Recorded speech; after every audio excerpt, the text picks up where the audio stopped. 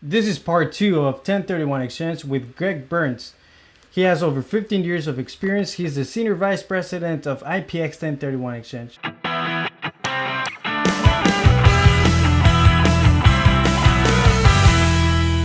Thank you, Greg, for staying with us for part two on this important topic, which is 1031 Exchange. My pleasure. Greg, I have some questions from our audience that they wanted to ask you, and one of those questions would be, how long must I wait to make my exchange property my personal residence? So it's an interesting question. I mean, the Treasury Reg says that you have to buy a property with the intent of holding it for investment. It doesn't say that you have to hold it as an investment forever. So the question a lot of times becomes, if I sell an investment property, I go acquire another property, at some point down the road, can I convert it to my principal residence? And if so, how long, will I have to hold it as an investment for it to qualify?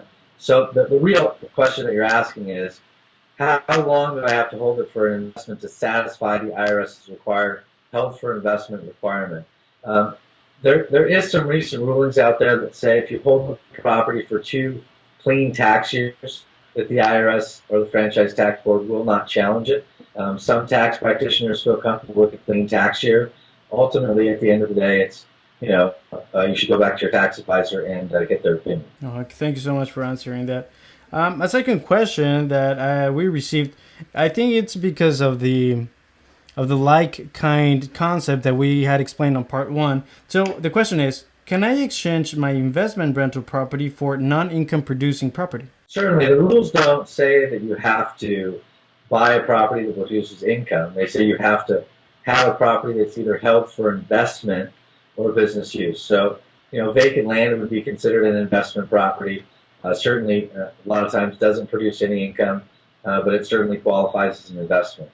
The challenge you have from going from an improved property to a property that, like vacant land, is that you could have to recapture your depreciation tax because there's no, improvements there to depreciate. All right, thank you so much. The question is there an extension of time on the 45-day identification period or the 180-day time frame? There are no extensions. The only time you run across an extension would be if you were in a federally declared disaster area where the IRS issued a notice that allowed you to extend your time deadlines. But the reality of it is, for most of us, we wouldn't have identified a property located in one of those zones or be in one of those zones. So the 45 and 180 days are hard dates that you have to comply with. The next question that I have, it's only a couple more, so be patient with us. That's all right.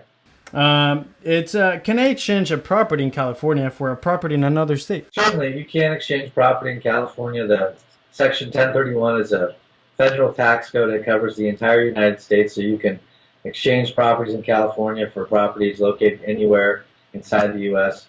The interesting thing, though, there's a new ruling that came out in January with respect to exchanging properties outside of the state of California. You've got to, essentially, there's a filing requirement. So California's always had a clawback provision. So when you sell a property in the state of California, you're supposed to pay 9.3% for most people capital gains taxes on the sale of that investment property. They allow you to do 1031 and go exchange it to another state. They've got kind of a clawback provision which says, hey, if you go buy a property in Nevada or wherever it may be, and ultimately you sell it somewhere down the road, you still owe us the payment of that tax. Filing requirement to show that you still own that property in Nevada. So it's kind of an interesting new thing that's happened recently. It started at the beginning of this year. Well, that's very interesting. Now, this is something that happened to me, and I realized I was wrong, but I was trying to do it, and I was like, no, I'm right, but hopefully you can clear it out for all of us. Is it possible to exchange my property for property owned by a relative? Well, there's a section under 1031 that deals with exchanging of related parties, which is Section 1031 subsection F, which basically kind of deals with all of the things with related parties. When you're doing an exchange with a related party, the one thing the IRS is really looking at is, any kind of tax avoidance motive or basis shifting.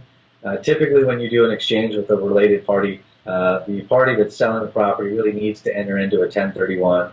The buyer of that property is going to want to hold that property for at least 2 clean tax years. So there are some restrictions. There is a box you have to check on the 8824 form, which is the form that you file with your taxes when you do an exchange. It says you've done an exchange with a related party. Most tax advisors aren't really excited about checking that box. They believe it increases your chance of getting audited. You can do an exchange with a related party. You just have to make sure that it's an above board transaction and that everything is, kind of done at an arm's length. Yeah, that's actually a very important question. I have a couple people I can think of on top of my mind that had that question. Thank you so much for answering that. Now the last question I have: if I use my own funds as deposit into the purchase escrow, can I then have escrow reimburse me? Sometimes you may be in a situation where your property that you're selling is in escrow and hasn't quite closed yet, and you found the property that you really want to buy, but you need a deposit in order to put it under contract and into escrow. And so, the exchange company obviously is that they're not lending money to people, so you would have to actually use your own funds to put the property, for deposit. You can get that money back. When we receive funds, a lot of times we'll replace the deposit with the escrow company.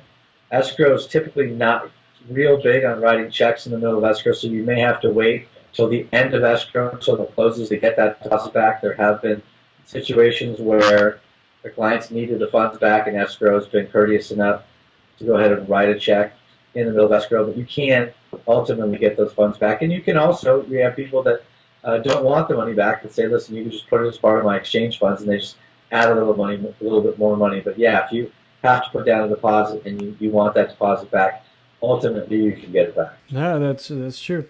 All right, great. And then the people need you, like people like your company, to do this kind of process. Like we just had mentioned, we can't have it as an accountant or as an attorney. So how can they contact you or your company to help them do this process? Yeah, they can always contact me through my phone, which is 626-233-2773. They can email me at greg.burns@ipx1031.com. They can also always use our website, which is www.ipx1031.com. Yeah, and just as you mentioned, the website, I've been on the website, and they have so many resources in there that people could just read and it answers a lot of the questions on this process. So I want to thank you again, Greg, for taking the time and answering all these important questions for our audience. We can have another interview later on for another topic to specify on certain things. Yeah, anytime. Thank you so much, Greg, and have a great day. Yeah, thanks. This was an episode of Quint Business Academy.